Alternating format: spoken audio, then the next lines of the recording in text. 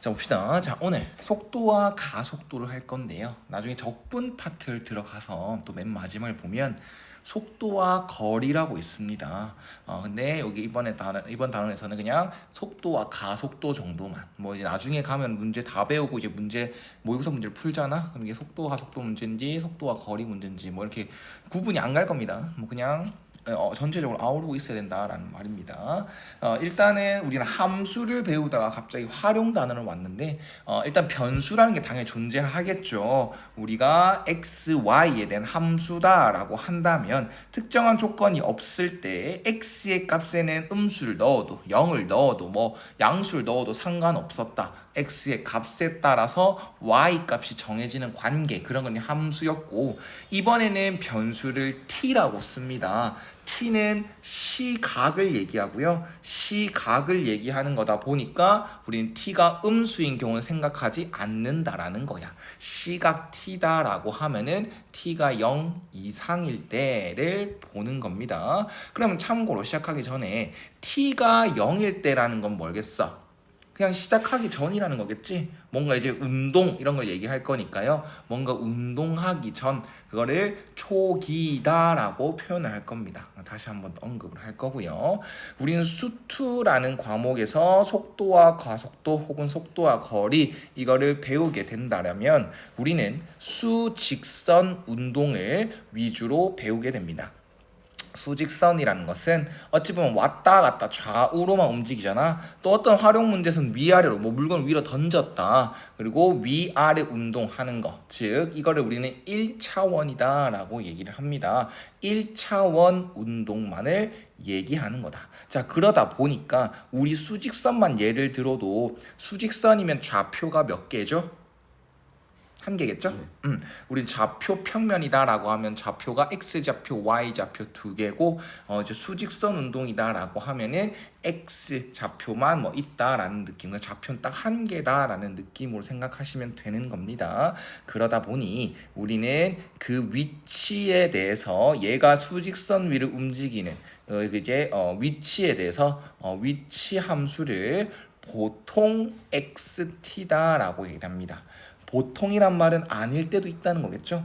표현 방법은 뭐 여러 가지가 있어요. 뭐 보통 좌우로 움직인다, 수직선 위로 움직인다라고 하면 XT라고 많이 하고, T에 대한 어떤 위치다라고 많이 하고, 위아래 움직이면 height, 윗 높이를 말할 수도 있으니까 HT도 얘기를 하고요. 그냥 어떤 문제는 또 FT를 또 내 위치 함수다라고 얘기를 한다는 겁니다. 근데 중요한 건 이것만 기억해 놓자라는 거야. 수학 2에서는 운동 자체가 좌표 하나만을 움직이는 얘기를 하는 거고요. 그러다 보니까 뭐 컴마 뭐로 얘기하는 것이 아닌 그냥 위치 함수 XT는 이렇게 표현이 되는 겁니다. 그럼 뒤에 여기는 T에 대한 어떠한 식이 온다라는 거겠죠.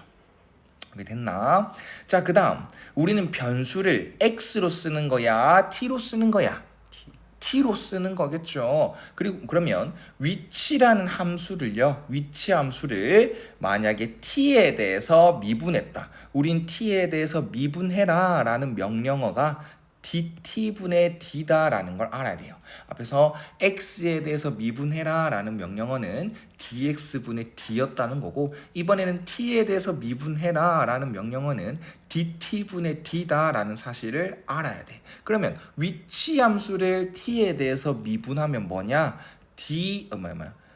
속도 함수가 됩니다. 속도 함수. 일단 결과를 먼저 얘기할게요. 속도 함수가 되는 거고, 속도 함수다라는 것은 보통 표현을 VT다라고 얘기를 해요. 뭐 벨로서티에 뭐 이제 V를 따서 속도 함수를 VT 또 T에 대한 식이다라고 얘기를 하는 겁니다. 그러면 또 속도 함수를 또 미분하면 뭘까라고 한다면 가속도 함수다라고 합니다. 가속도다라고 부르고, 뭐 문자로는 acceleration, accelerate, 뭐 AT 이렇게 많이 쓰기를 합니다. 그래서 그냥 결과적으로만 외우면 위치 함수를 미분한 뭐다? 속도 함수다. 속도 함수를 미분한 뭐다? 가속도 함수다. 이 정도만 표현을 하면 된다. 그냥 기본적으로 우린 수직선 운동이니까 좌표는 한 개가 있고, 그 좌표 하나가 어떻게 움직이니에 대한 식이 나와 있을 건데, 그걸 만약 미분한다면 미분하면 그게 속도 함수가 되는 거고 그 속도 함수를 미분하면 가속도 함수가 되는 거다라고 생각해 주시면 되는 거예요.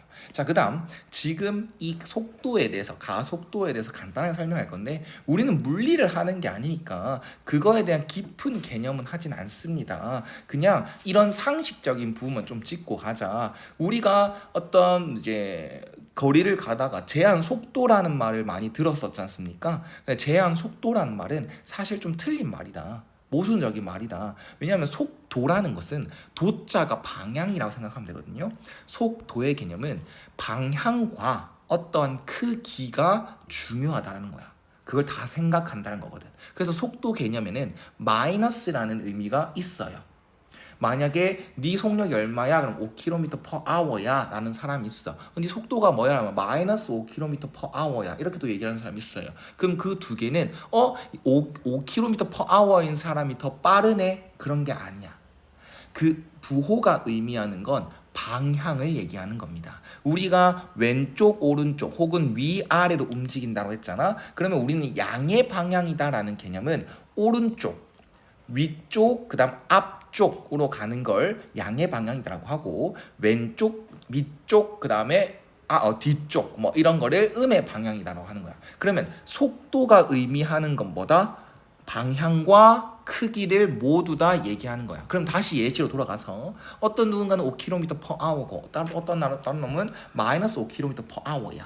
그러면 속도의 크기는 서로 같습니다. 알겠나? 그 다음에 그렇지만 방향이 완전 서로 반대 방향이구나라고 받아들여야 된다는 거죠. 그러면 속도의 크기만을 얘기할 때는 우리 뭘 써야 되냐? 속력을 써야 돼요.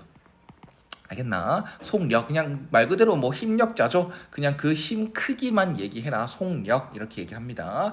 그럼 가속도도 마찬가지로 부호가 존재하죠. 도라는 말이 들어갔으니까. 그럼 얘도 가속력이란 말을 쓰기 안 쓰더라. 그냥 가속도의 크기만을 또 얘기하는 용어가 또 따로 존재합니다. 그러면 우린 속도에서 어떤 짓만 해주면 속력이 될까? 절대값만 붙여주면 되는 거야. 좌표가 하나다 보니까 걔가 속도를 얘기할 때 어떠한 하나의 값, 뭐 마이너스 3, 마이너스 5 이렇게 말하거든. 거기에 절대값만 씌워준다면 우린 속력이다 라고 얘기할 수 있는 겁니다. 좀 어려울 수 있는데요. 그냥 문제 풀면서 한번 예시를 한번 들어봅시다. 뭐 이런 거 다 필요 없고. 자, 봐봐. 수직선 위를 움직이는 수투 맞지? 좌표가 하나. 봐. x 좌표라 생각하면 돼. 좌표가 몇 차 함수로 표현되어 있는 거야? 3차 함수요. 그러면 이렇게 생각할 수 있어. 선생님 좌표가 하나인데 3차 함수는 뭐 이런 식으로 그려지는 거 아닙니까? 근데 어떻게 이렇게 돼요? 움직이는 규칙 자체가 3차의 규칙을 따라간다라고 생각하면 돼. 어떤 갑자기 빨랐다가 갑자기 느려졌다가 또 어떨 때는 어떤 t의 어떤 시각에서는 그 내 좌표가 음수가 됐다가 이 함수의 그래프대로 부호와 빠르기가 좀 정해진다라고 생각하면 되는 거거든. 그래서 얘가 3차든 뭐든 상관없어요. 그냥 내 좌표는 이 t에 대해서 3차식 그 관계식에 따라서 움직이는 형태입니다 라는 정도만 생각하면 되고 너무 깊게 들어가면 물리적인 요소가 강하기 때문에 그냥 위치 함수가 어떤 t로 표현이 됐구나 정도만 생각하면 되는 겁니다. 수직선 운동이니까 좌표는 하나. 그러면 얘를 t는 3에서의 속도와 가속도를 구하라고 돼 있지. 그럼 우린 위치 함수에서 뭐를 하면? 뭐 하면? 미분하면, 즉 정확하게 말하면 t에 대해서 미분하면 vt가 되는 겁니다. 그 다음에 한 번 더 미분하면 뭐다? 가속도 함수가 되는 겁니다. 그러면 끝이에요. 여기서는 v3과 a3을 구하라는 거야. t가 3일 때에. 이해 갔나? 그래서 여기 3 넣어주면 V3은 27 빼기 18이라서 9가 되는 거고 A3이라는 것은 18 빼기 5라서 12가 되는 거야.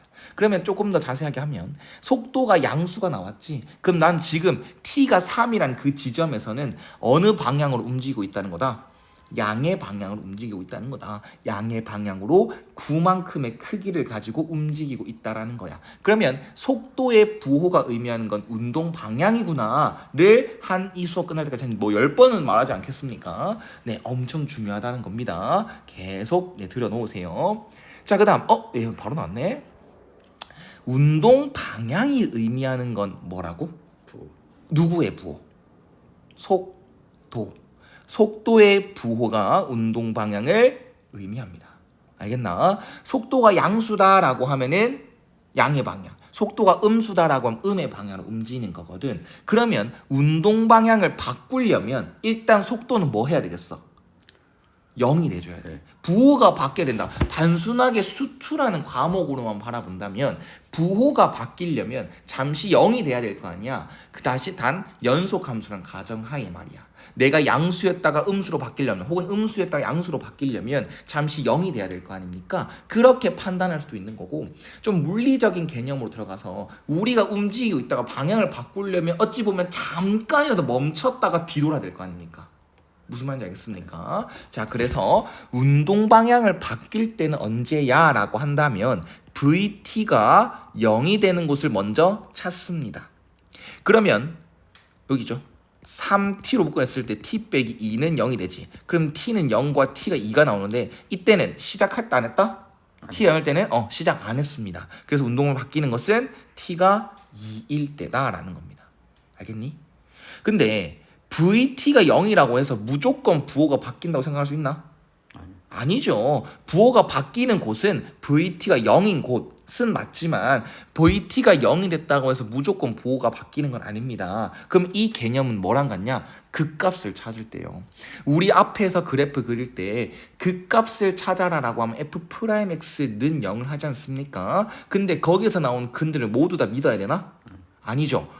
극값을 안 가질 때는 일단 F'X는 0을 했을 때 허근이 나왔을 땐 그거는 극값으로 인정하지 않는 곳이랬어. 또 뭐다? 근은 있지만 극값으로 인정되지 않는 곳. 중근. 그렇지. 접하는 건 중근. 그것은 이제 F'T가 0이 되는 곳은 맞지만 F'의 부호 변화가 없으니까 극값을 인정하지 않는 거야. 그럼 얘도 마찬가지야. 만약에 예를 들어서 VT를 했어. 그래서 인수분해를 했더니 요렇게 나왔어. 그러면 T는 2와 T는 3에서 VT가 0이잖아요. 근데 여기선 뭐다? 중근이니까 VT가 잠깐 멈췄어도 그냥 부호 변화가 있다 없다? 없다. 그래서 T가 2일 때는 부호가 운동 방향 바뀐다는 것으로 인정되지 않습니다. t가 3일 때 운동 바뀝니다. 이렇게 생각해 주면 되는 겁니다. 중요한 거 배웠습니다. 속도의 부호가 의미하는 건 운동 방향이다라는 것을 꼭 인지하셔야 된다는 거. 그 다음 봅시다. 지상 25m 위치에서 모습을 수직하게 들어오는 다 필요 없습니다. 다 설명해 줍니다. 물리가 아니라서요. 자, 우리는 t를 초로 얘기한 거 맞습니까? 자, 그리고 나서 내 높이 자체를 x라고 말했어. 그럼 이게 위치 함수라고 생각해도 돼, 안 돼? 되겠죠? 위아래로 움직이는데 그 내 위치가 x가 여기다 라고 얘기를 하고 있는 거니까 높이가 이거다 라고 얘기를 하고 있는 거니까요. 그러면 xt가 한 개 주어졌고요. 이렇게 주어졌습니다. XT가 이렇게 주어졌습니다. 자, 그러면 일단 봅시다. 돌을 던지고 나서 3초 후에 속도와 가속도. 위에 문제랑 똑같아. 똑같네. 이게 위치 함수라는 걸 인지하면 VT 한번 미분하면 요게 될 것이고 한 번 더 미분하면 AT 가속도 함수가 되겠네. T에 뭘 넣지 않았는데 마이너스 10이 나왔다는 것은 이게 이런 게 뭐 등가속이겠죠. 뭐 이제 가속도가 일정하다라는 겁니다. 뭐 이런 말 아니겠습니까? 우리가 다 까먹었지만 우리는 중력 가속도가 항상 9.8로 일정하다고 하지 않겠습니까? 맞죠? 모릅니다. 저 잘. 자, 어찌됐건 이제 그때 3초일 때 속도와 가속도 여기다가 3 넣어줘 봐봐. 그러면 마이너스 10 이렇게 되겠네요. 그럼 미터 퍼 세크라고 해주시면 되겠네요. 그러면 이거는 음의 방향으로 10이라는 크기의 속력으로 내려가고 있다. 맞지? 음의 방향이 아래쪽이니까 어떻게 보면. 그 다음에 가속도는 그냥 10 미터 퍼 세크 제곱일 거야.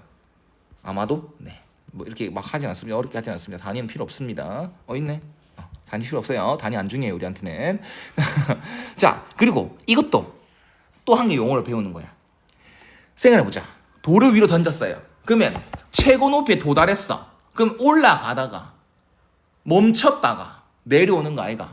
그러면 최고 높이란 지점에 도달했다라는 말은 운동 방향이 바뀌었다라고 해석해도 되고 또 운동이 잠시 멈췄다라고 생각해도 되는 거야. 근데 결론적으로 뭐다? 아, 최고 높이 도달했다는 것은 운동 방향이 바뀐 곳이구나. 그럼 운동 방향이 의미하는 건 속도의 부호구나. 즉, 속도의 이제 운동 방향이 바뀌는 곳은 일단 VT가 뭐가 되는 곳을 찾아주면 되겠다. 0이 되는 걸 찾아주면 되겠다. 그러면 이게 는 0이다라고 한다면 T가 2일 때 일단 뭐 시각은 만족하죠. 2초가 됐을 때 뭐다? 멈췄고 중근이야 아니야?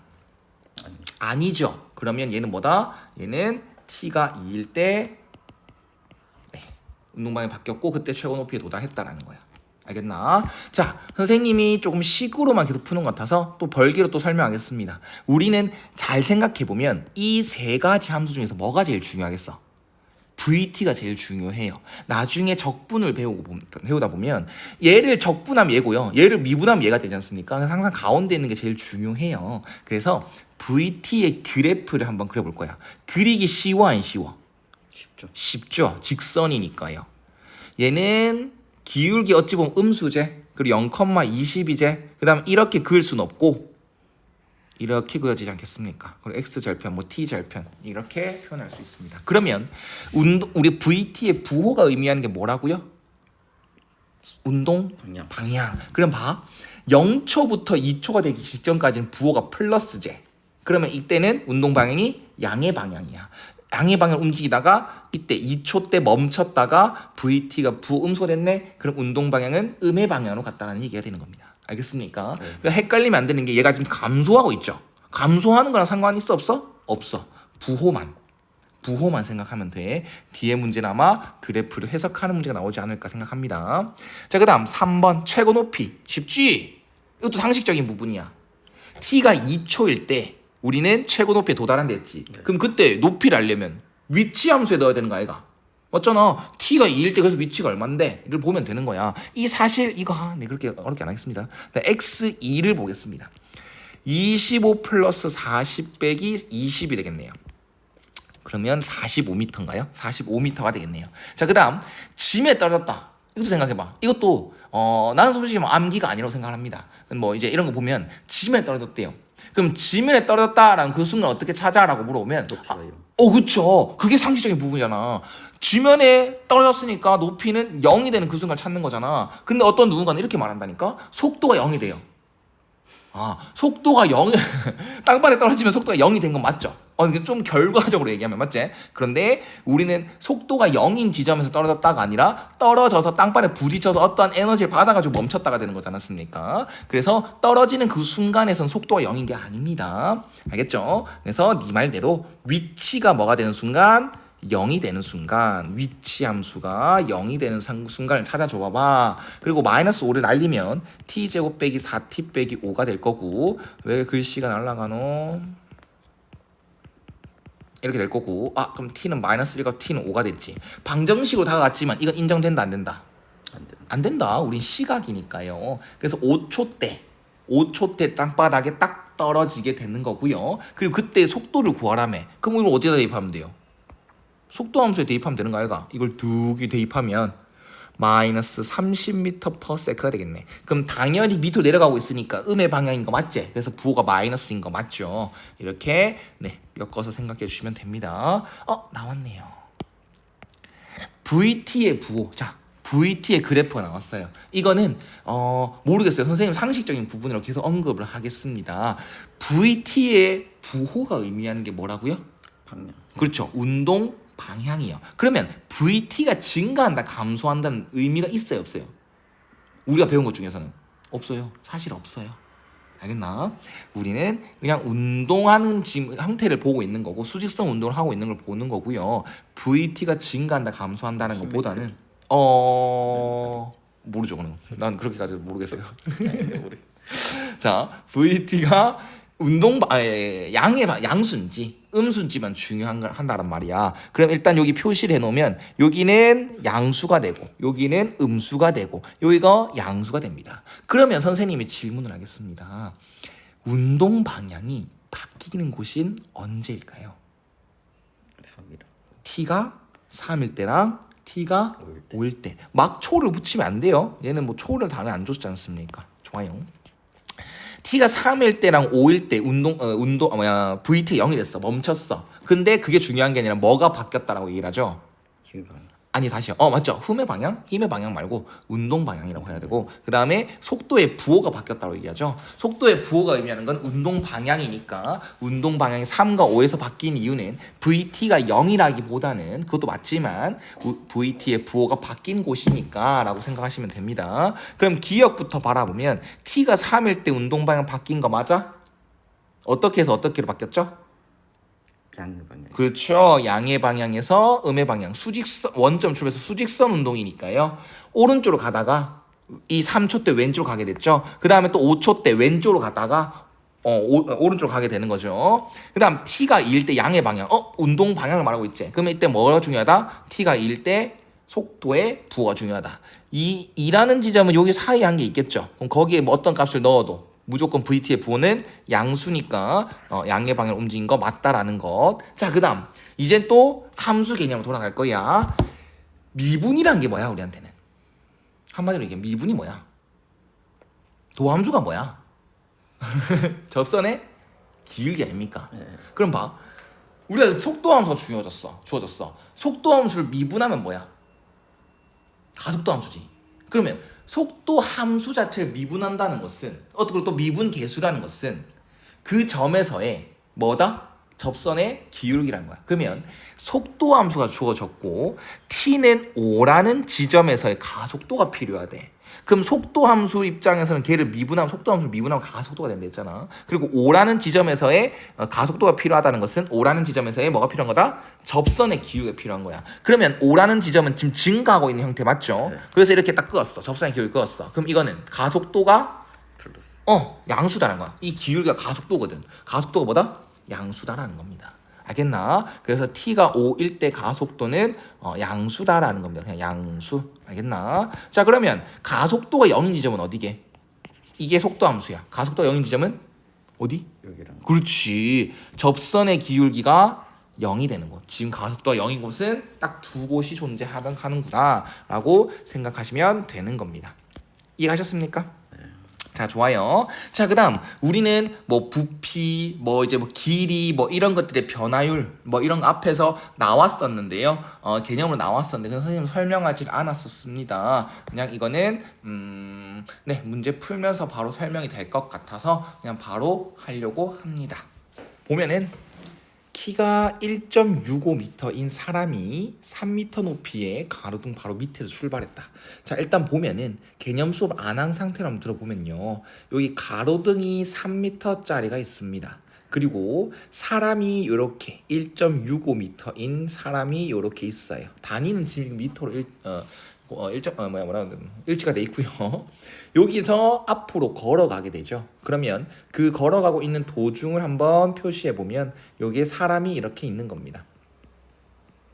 그러면 이거는 용어를 조금 잘 한번 익혀보겠다라는 정도. 사실 모의고사에는 크게 막 나오는 형태는 아닙니다. 한번 들어볼 정도만 되면 된다.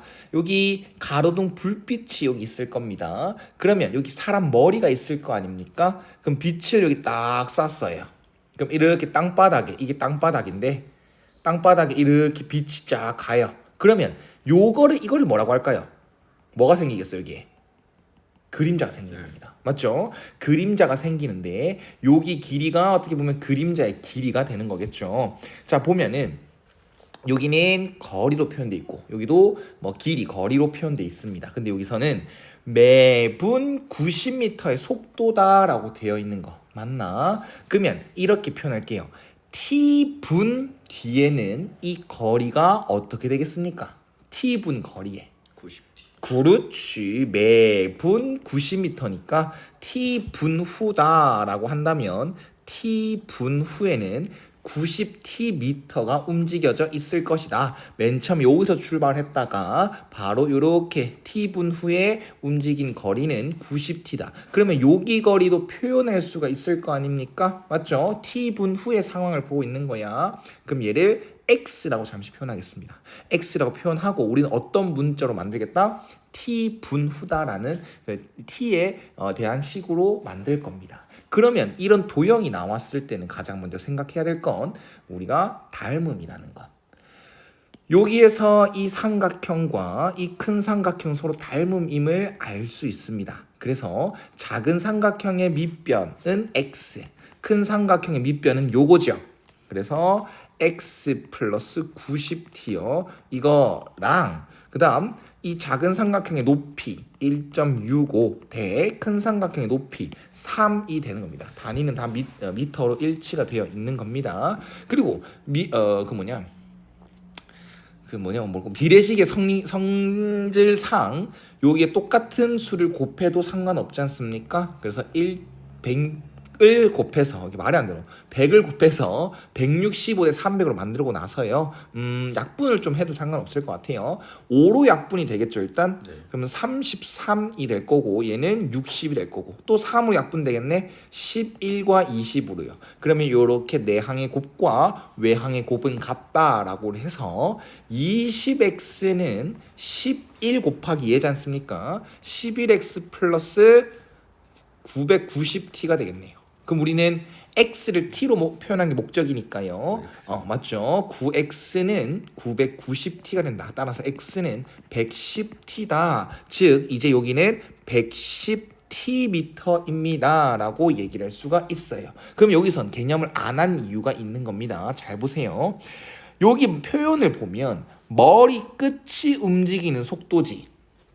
머리 끝이 움직이는 속도. 내가 지금 아까 매분 90m다라는 것은 90m per minute 속도로 준 거 맞아? 근데 난 t분 후라고 해서 거리로 표현했지. 그러면 반대로 얘가 이게 110t다. 잠깐 이것만 보면 110t다라는 것은 이 움직이는 속도는 뭐라는 거야? 110m per minute이라는 거겠죠?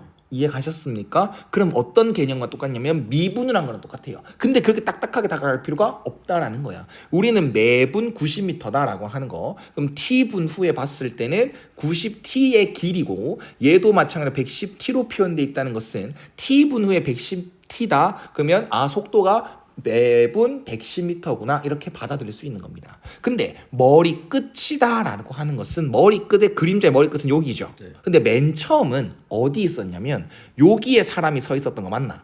그럼 여기에 딱 가로등 바로 밑에 있어. 그럼 그림자는 어디 있겠어? 여기 가로등 여기 있고 사람이 여기 서 있어요. 바로 밑에 여기 있죠. 여기 있어요. 그리고 움직이고 있죠. t분 후에 움직이고 있죠. 그러면 여기로 도착했잖아. 그러면 이게 움직인 거리 아닙니까?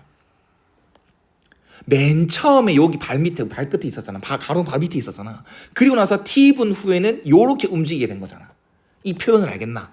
그러면 얘는 거리가 그림자의 머리 끝이 움직인 거리는 200t가 되는 거야. 그러면 그에 대한 속도는 뭐다? 매분 200m per minute 이렇게 표현할 수가 있는 거죠. 이해 가셨습니까? 그 다음 변화율이다라는 말을 이제 설명할 겁니다.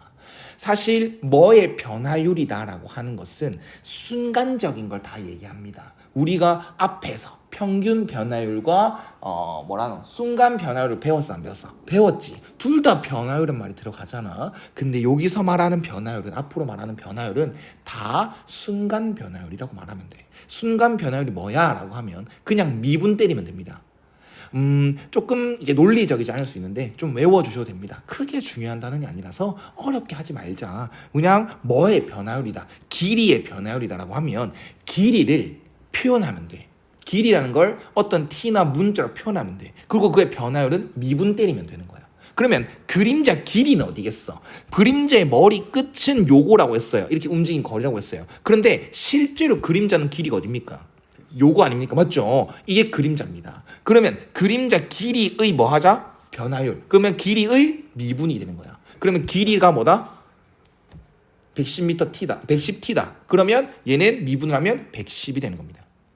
이해 갔나? 그래서 앞에서 안 배운 개념을 끌고 잠시 설명해 주면 길이를 미분하면 속도가 되는 겁니다. 근데 자주 안 나오니까 그걸 지금 당장 외운다고 하더라도 까먹을 거야. 그래서 그냥 상황적으로만 그렇구나 정도만 생각하시면 되는 거죠. 이해 가셨습니까? 그냥 머리 끝이다라고 하면 처음에 이렇게 돼 있고 움직인 거리가 요렇게 된 거. 그림자의 머리 끝은 요렇게 움직였구나. 그리고 실제로 그림자 길이는 요거구나. 라는 정도만 생각해 주면 되는 겁니다. 알겠나요? 자, 그다음. 자, 이거 외우자 했어. 이제 뭐의 변화율은 뭐다? 다 순간 변화율이다. 그래서 변화율이다라고 하면 뭐다? 그냥 그거를 미분하면 되는 거예요. 그 문제에 맞게 미분하면 되는 거야. 그럼 봐봐봐. 이제부터는 쉬워요. 이 문제가 제일 그지 같았는데 이제부터는 쉬워요. 뭐만 받아들이면 그냥 뭐의 변화율은 미분이구나 정도만 받아두면 잔잔한 옷에 돌을 던지면 동심원 모양의 파문이 인다. 맞죠? 뭐 어떤 물방울만 떨어져도 이런 모양을 많이 보지 않습니까? 그래서 가장 바깥쪽 파문의 반지름의 길이가 매초 20cm씩 늘어난대요. 그럼 가장 맨 처음에 생긴 원을 말하면 자, 맨 처음에는 뭐였어? 없었죠. 그러다가 어떻게 됐다? 이제 초마다 20cm씩 늘어난대요. 그럼 어떻게 하면 돼? t 초후는 보면 돼요. t 초후는 어떻게 돼? 라고 하면 이 반지름의 길이가 뭐가 되겠어? 20t. 그렇지. 20tcm가 되는 거야. 그리고 나서 돌을 던지고 나서 몇 초 후에 3초 후에 넓이의 변화율인 거 맞아 안 맞아? 그러면 뭐 하자? 넓이를 구하자. 그리고 뭐 하자? 미분하자. 그리고 3을 대입하자. 라는 말이야. 넓이가 변하는 정도가 순간적인 변화율이거든. 순간 변화율이거든. 넓이가 일단 t가 바뀜에 따라서 초가 늘어남에 따라서 어떤 식이 세워지는데 그게 이제 파이 r 제곱에 의해서 400 파이 t 제곱이 되거든. 이게 넓이야. 그러면 t가 변함에 따라서 넓이는 이렇게 변하고 있어. 근데 넓이는 얼마만큼 변하고 있어? 그 변하는 정도가 뭐야? 그 순간적인 변화가 뭐야? 라고 한다면 뭐 하자? 미분하자. 800 파이 t로 늘어나는 거야. 그 변화한 정도가 말이야. 근데 그 3초 때는 얼마만큼 변하고 있는 거야? 3을 대입하면 2400 파이다 라고 하면 끝이 되는 거죠. 이해갔나? 방금 내가 길게 말한 정도를 물리적인 개념으로 물리를 잘한다면 알아듣겠지. 근데 수학적으로 그냥 그렇게 깊게 들어가 파고들 필요가 없다라는 거야. 넓이의 변화율이라는 것은 넓이를 t로 표현하고 나서 그걸 미분 때리면 되는 거다. 그리고 그 상황에 맞게 t에다가 3을 넣어주면 되는 거겠죠. 이해 가셨습니까? 자, 또 봅시다. 또 반지름의 길이가 2cm 반지름의 길이 2cm인 9에다가 9의 풍선. 그럼 얘는 처음에는 파문이 아예 없었으니까 반지름이 0이었겠지. 원 자체가 없었겠지. 그런데 얘는 지금 이미 몇 cm래? 2cm의 9 모양을 띈다라고 합니다. 입체적으로. 그런데 그게 공기를 넣고 있는 중입니다. 그럼 반지름의 길이가 매초 1cm씩 늘어난대요. 그러면 이 풍선은 반지름의 길이가 t초 후에는 뭐가 되겠습니까? 플러스 t. 그렇죠. 2cm가 원래 있었고 매초 1cm씩이니까 t초 후에는 이거의 반지름의 길이를 가질 거라는 거야. 그리고 나서 반지름이 뭐가 되었을 때 6이 되었을 때 다음을 구해보자. 누구의 변화율? 건널비의 변화율. 9의 부피, 9의 건널비 이런 거 사실 외워야죠. 외워놔야죠. 어떤 문제 나올지 모르니까요. 근데 이제 모의고사에 실제 많이 나오는 건 많이 못 봤어요. 근데 알아두세요. 9의 건널비는 4파이r 제곱이고요. 9의 부피는 3분의 4파이r 세제곱이 됩니다. 자, 그러면 우린 건널비를 뭐로 표현하자? t로 표현하자. 그러면 겉넓이 st라고 할게요. 이거는 4파이 이 반지름의 제곱. 이게 건널비거든. 그리고 뭐 하자? 변화율. 미분하자. s 프라임 t는 자, 이거 겉미분 8파이제. 그 다음에 t 플러스 2의 1승이제. 그 다음 뭐 하자? 속 미분 하면 1 끝. 그리고 나서 6이란 게 보이지? 그러면 t에 6 넣으면 된다 맞지? 그럼 틀리는 거야. 맞죠? 네, 표현 자체를 잘 봐야 돼. 얘는 초라고 말했지. 근데 여기서는요 반지름의 길이가 6cm. 그렇죠. 얘 반지름이 뭐가 되는 순간? 6이 되는 순간. 그럼 몇 초 뒤다? 4초 뒤가 되는 거야. 그래서 여기다가 t에다 4를 넣어주면 s 프라임 4라는 의미가 이제 t 4초 후에 건널비의 변화율이 되는 겁니다. 그래서 48파이가 되는 거고요. 그다음 바로 넘어가서 부피의 변화율이니까 부피를 식 세우자. 부피는 vt라고 하겠습니다. 볼륨, 이건 surface area라고 많이 얘기합니다. 얘는 3분의 4 파이에다가 반지름의 세제곱이 되거든. 그러면 이거에 또 변화율이니까 미분을 때리고 3분의 4 파이 곱하기 3 앞에 t 나가고 t 플러스 2에 2승이 된 다음에 속미분은 1이 될 것이다. 그래도 반지름 6이 됐다라는 것은 t가 4다라는 얘기니까 v'4는요. 이거 지울까? 4파이 곱하기 6이 되겠죠. 그래서 이렇게 144파이야.